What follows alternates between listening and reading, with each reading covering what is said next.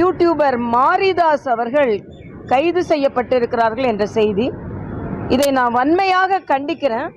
மரியாதைக்குரிய முதலமைச்சர் அவர்கள் பிரச்சாரத்தின் போது எதிர்க்கட்சியாக இருக்கும் பொழுது கருத்து சுதந்திரத்தை பற்றி பேசினார். கருத்து சுதந்திரத்தை பற்றி, ஆளும் ஆட்சியை பற்றி பேசுபவர்கள் கைது செய்வதை அவர் கண்டித்து பேசினார். ஆனால் அவரது ஆட்சியில் இந்த இன்டாலரன்ஸ் தன்னை பற்றி சொன்னால் அதை திருத்திக் கொள்ள வேண்டுமே தவிர, அதுவும் அவர் தரவுகளோடு தான் சொன்னார். தனிப்பட்ட முறையில் அவர் எந்த தாக்குதலும் கொடுக்கல. தரவுகளோடு இந்த அரசாங்கத்தில் இந்த குறைபாடுகள் இருக்கிறது என்று சொன்னது கைது செய்யப்படுவது வன்மையாக கண்டிக்கத்தக்கது. ஆனால் இந்த கைதிலேயே பாராபட்சம் இருக்கிறது.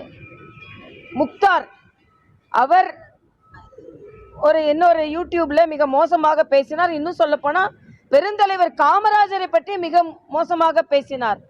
ஆனால் அவர் கைது செய்யப்படவில்லை. ஆக இவர்கள் ஒரே அளவுக்கு பாராபட்சமாக இந்த அரசாங்கம் நடந்து கொள்கிறது. அதே போல்தான் அமைச்சர் ஷாஜகான் அவர்கள் நாங்கள் வக்ஃப் திருத்த திட்டத்தை நாங்கள் ஏற்றுக்கொள்ள மாட்டோம், அதை நடைமுறைப்படுத்த மாட்டோம்னு சொல்றார். அது பாராளுமன்றத்தில் நடைமுறைப்படுத்தப்பட்ட பாஸ் பண்ணப்பட்ட ஒரு பில் அது.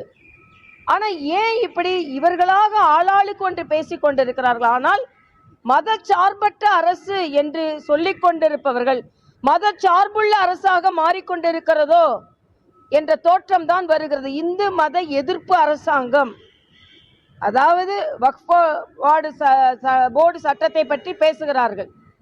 ஆனால் திருப்பரங்குன்றத்தை பற்றி பேசும் பொழுது நாங்கள் அந்த விளக்கை ஏற்றுவதற்கு நாங்கள் அனுமதிக்க மாட்டோம் என்று வழக்காடு மன்றத்தில் தீர்ப்பு இருந்தாலும் அதை புறந்தள்ளுகிறார்கள். ஆக ஒரு பாராபட்சமான அரசு நடைபெற்று கொண்டிருக்கிறது.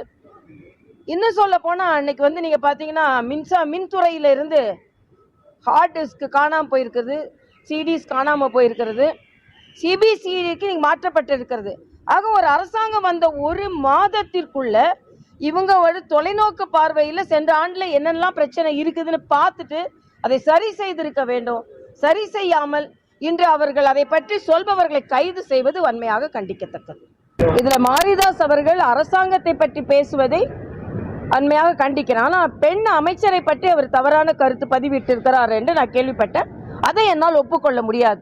யாரு பெண் அமைச்சர்களையோ பெண்களையோ தவறாக பேசினால் அது தவறு என்பதில் நான் கருத்து பதிவு செய்கிறேன். அனைத்து விதமான உள்ளூர் மற்றும் உலக செய்திகளுக்கு நமது www.adiban.com என்ற இணையதளத்தை பார்வையிடவும்.